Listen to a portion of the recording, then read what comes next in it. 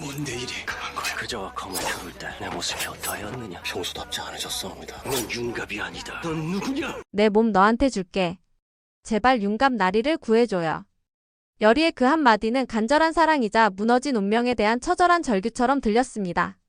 단순히 귀신을 쫓는 이야기가 아닙니다. 이것은 사랑을, 신념을 그리고 한 인간의 혼을 되찾기 위해 여리가 내던진 마지막 외침이었습니다. 이제 여리는 자신이 사랑한 사람, 자신의 첫사랑 융갑을 되찾기 위해 악신, 강철이에게 자신의 몸을 내어주겠다는 제안을 한 겁니다. 내 몸 너한테 줄게. 제발 융갑나리를 구해줘. 나보고 그놈을 다시 상대하라고. 넌 팔토끼가 무섭지도 않아? 제대로 된 보고가 필요해. 가섭스님한테 가려고. 차라리 자신의 몸을 담보로 한다면 언젠가 융갑을 되살릴 수 있을 거라 믿었던 겁니다. 그 순간 여리의 가슴 속에 켜켜이 쌓여있던 감정들이 폭발했습니다. 강철이를 향해 품었던 끝없는 증오, 융갑을 잃고 난 뒤 짓눌렸던 슬픔, 그리고 다 채우지 못한 첫사랑의 그리움까지 모든 것이 이 순간 여리의 눈물 속에 쏟아져 나왔습니다. 부탁이에요. 제발 융갑 나리를 구해주세요. 떨리는 손끝, 애타게 강철을 바라보는 눈빛, 그리고 터질 듯한 가슴으로 여리는 간청했습니다. 하지만 강철은 그 말에 쉽게 흔들리지 않았습니다. 그는 굳게 입을 다물고 단호하게 말했어요. 내 몸을 준다 해도 난 융갑이 아냐. 그 한마디는 마치 얼음처럼 차가웠지만 그의 목소리에는 미묘한 떨림이 있었습니다. 스스로도 부정하려 했지만 여리를 보는 강철의 눈빛은 흔들리고 있었습니다. 그는 모르게 주먹을 꽉 쥐었습니다. 심장이 미친 듯 뛰고 목구멍이 메어와 제대로 말을 잇기도 힘든 감각. 분명 강철은 융갑의 혼이 사라졌다고 생각했지만 여리 앞에만 서면 알 수 없는 감정들이 밀려왔습니다. 왜 내가 이렇게 울고 있는데 내가 더 아프냐. 그 말은 강철 스스로도 인지하지 못한 진심이었습니다. 여리의 눈물에, 여리의 절망에 그는 이유를 모르는 고통을 느끼고 있었어요. 여리는 그걸 느꼈습니다. 그 눈빛, 그 숨결, 그 미세한 떨림. 그래서 여리는 조심스럽게 다가갔습니다. 그리고 아주 작은 목소리로, 그러나 절대 흔들리지 않는 눈빛으로 말했습니다. 그 마음 융갑 나리 거예요. 당신 거 아니에요. 그 심장은, 그 떨림은 나리를 향한 거예요. 여리는 눈을 질끈 감았습니다. 그리고 다시 떨리는 목소리로 덧붙였어요. 당신이 지금 느끼는 이 아픔을 따라가다 보면 분명 나리를 다시 찾을 수 있을 거예요. 그러니까 저를 믿어주세요. 제발 한 번만 믿어주세요. 그 순간 두 사람 사이를 감싸던 공기가 묘하게 변했습니다. 거를 뒤덮던 어두운 기운이 꿈틀거리며 더욱 짙어지고 있었고 여리는 직감했습니다. 팔척기가 다시 움직이고 있다는 걸. 그리고 그 손에 아직도 융갑나리의 혼이 잡혀 있다는 걸요. 그러나 강철은 다시 냉정을 되찾으려 애쓰며 말했습니다. 기도로 나온 건 잠깐이었어. 그 혼은 이미 팔척기에게 삼켜졌어. 이제 내가 아무리 애원해도 돌이킬 수 없어. 하지만 여리는 단호하게 고개를 저었습니다. 그녀는 굳은 목소리로 말했습니다. 아니에요. 난 포기하지 않을 거예요. 기도가 아니라 내 의지로 다시 융갑나리를 찾아낼 거예요. 어떤 대가를 치르더라도 반드시. 그녀의 목소리는 나지막했지만 그 안에는 부서지지 않는 강한 힘이 실려 있었습니다. 여리는 더 이상 과거를 붙잡지 않았습니다. 이제 그녀는 앞으로 걸어가기로 했어요. 비록 그 길 끝에 어떤 고통이 기다리고 있더라도 그녀는 스스로 선택한 길을 걸을 것입니다. 그 순간 거를 뒤덮은 기운이 다시 뒤틀립니다. 여리는 직감하죠. 팔척기가 다시 움직이고 있다는 걸. 그리고 그 귀신의 손에 융갑의 혼이 아직도 잡혀 있다는 걸요. 그러나 강철은 단언합니다. 융갑의 혼은 이미 팔척기에게 먹혔다고. 지금 여리가 하는 기도는 무의미하며 더는 융갑을 불러낼 수 없다고 말이죠. 기도로 나온 건 잠깐뿐이야. 그 혼은 이제 사라졌어. 하지만 여리는 물러서지 않습니다. 그녀는 말하죠. 기도가 아닌 의지를 보여줄게요. 그리고 여리는 강철에게 도움을 청하지 않습니다. 스스로 팔척기를 상대하기 위해 움직이죠. 그녀는 경기석을 가슴에 품고 예전 조문 업덕 할머니에게 배운 마지막 테마 의식을 꺼내기 시작합니다. 하지만 그녀도 압니다. 이 힘만으론 부족하다는 걸요. 그래서 여리는 마지막 희망을 찾아 나섭니다. 제대로 된 무릎이 필요해요. 이 인간, 뭔 기가 이리 대단해. 이놈은 인간이 아니로구나. 그 아이가 그 사이에 또 문사를 벌인다. 두 사람을 당장 도성 밖으로 내쫓아라. 가섭스님을 찾아갈 거예요. 불교의식 그 중에서도 빙의 혼령을 천도시키는 구병시식을 익힌 유일한 고승. 여리는 이제 그 스님을 찾아가 팔척기와의 마지막 전면전을 준비하려 합니다. 하지만 여리의 움직임은 곧바로 왕실에 알려지고 궐 안에서는 여리와 강철을 불순한 음사행위를 한죄로 도성 밖으로 내쫓으라는 명령이 떨어집니다. 두 사람을 당장 도성 밖으로 내쫓아라. 그 명령은 대비의 입에서 나왔을지도 모릅니다.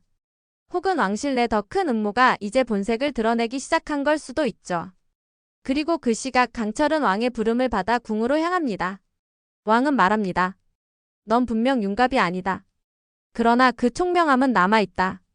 그 개혁안 그건 내가 써내려간 것이 맞느냐? 강철은 무표정한 얼굴로 고개를 끄덕이지만 그 순간 느낍니다. 이왕 이정이라는 사내에게선 무언가 이상한 기운이 감돌고 있다는 걸요. 팔척기가 분명 빠져나갔음에도 불구하고 이왕만은 저주의 흔적이 없다는 사실. 왕이라면 가장 먼저 먹혀야 하는 거 아니었나? 강철은 의심합니다. 왜 이정만이 저주를 피했는가? 그것은 그가 개혁을 밀어붙이고 있기 때문일까? 아니면 팔척기조차 쉽게 접근할 수 없는 무언가를 갖고 있는 것일까? 여기서 뇌피셜은 더 깊어집니다. 혹시 이정이야말로 팔척기의 원한이 닿을 수 없는 존재, 아니 팔척기 그 자체를 만들어낸 과거와 가장 가까운 인물이 아닐까요? 그 시각 여리는 윤갑을 향한 마지막 의식을 준비합니다. 원자에게 전해들은 속곳에 천을 손에 쥔 채 혼신을 다한 주문을 외우기 시작하죠. 다시 한번 나리를 불러낼 거예요. 그리고 그에게 물어볼 거예요. 날 일부러 불러낸 거냐고, 날 지키려고 그 몸을 내어준 거냐고. 그러나 주술이 탄로나고 여리는 또 한 번 죽음의 위기에 놓이게 됩니다. 바로 그 순간 강철이 등장하죠. 그만해. 내가 죽는다고 그가 돌아오는 게 아니야. 하지만 여리는 물러서지 않습니다. 그리고 그녀 앞에 나타난 것은 팔척기였습니다. 그 어둡고 끈적한 기운. 그 뒤틀린 기척. 여리는 단호하게 외칩니다. 내 몸주신이 되어줘. 정성껏 모실게. 그 말에 팔척기는 비웃듯 대답하죠. 아구지보다야 낫겠지. 넌 신기가 참으로 탐스럽다. 이 대화는 우리에게 한 가지 깊은 의문을 남깁니다. 아구지 팔척기가 과거에 집요하게 노렸던 존재. 과연 그 아구지는 누구였을까? 여리는 생각에 잠겼습니다. 단순히 신기가 강했던 것만으로 팔척기가 그토록 집착했을까? 아니었습니다. 분명 아구지 또한 이왕실 저주와 깊게 얽혀 있었을 겁니다. 숨겨진 과거, 잊힌 진실, 그리고 피로 얼룩진 원한의 실타래. 그것이 아구지라는 이름 아래 잠들어 있었던 겁니다. 여리는 뼈저리게 느꼈습니다. 아구지의 과거를 알아야만 팔척기를 이길 실마리를 찾을 수 있다는 것을. 그러나 모든 것이 혼란스럽던 그 순간 무겁고 짙은 기운을 몰고 왕과 후이들이 도착합니다. 짧은 순간 궐 전체가 숨을 삼킨 듯 고요해졌고 강철은 단호한 눈빛으로 원자를 인질 삼아 마지막 주술을 마무리합니다. 꼼짝 마라. 이 아이를 통해 너희의 숨겨온 죄악을 드러낼 것이다. 윤갑의 목소리는 차가웠고 그 안엔 인간을 초월한 무서운 기운이 담겨 있었습니다. 그가 던진 주문은 오래된 언어였고 바닥을 울리며 퍼져나갔습니다. 기궁 3회 그 마지막 순간. 왕 이정의 몸에 팔척기가 깃들며 모든 운명이 뒤틀리기 시작했습니다. 그 순간 팔척기가 몸을 일으킵니다. 그러나 놀랍게도 이번엔 달랐습니다. 그 귀신은 다시 사라지지 않고 이 공간을 넘어 아주 다른 존재의 몸을 향해 파고들었습니다. 왕 이정.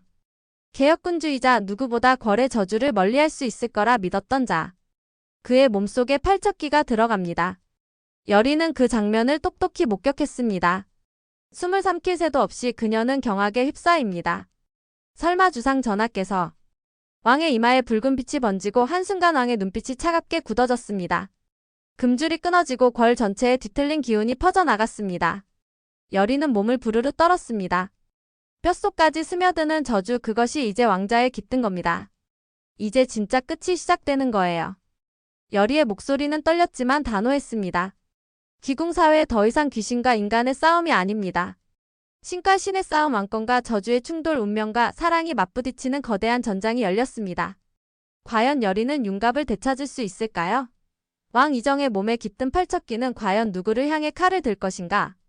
그리고 아구지의 숨겨진 과거는 또 어떤 진실을 품고 있을까요? 기궁, 이제 진짜 정점으로 향합니다. 이제 진짜 끝이 시작되는 거예요. 기궁사회에 더 이상 귀신과 인간의 싸움이 아닙니다. 신과 신의 싸움. 운명과 사랑, 그리고 정치가 얽힌 격돌의 문이 열립니다. 오늘도 끝까지 함께 해주셔서 정말 감사드려요. 구독과 좋아요 그리고 알림 설정까지 해두시면 다음 회차 리뷰도 빠르게 받아보실 수 있어요.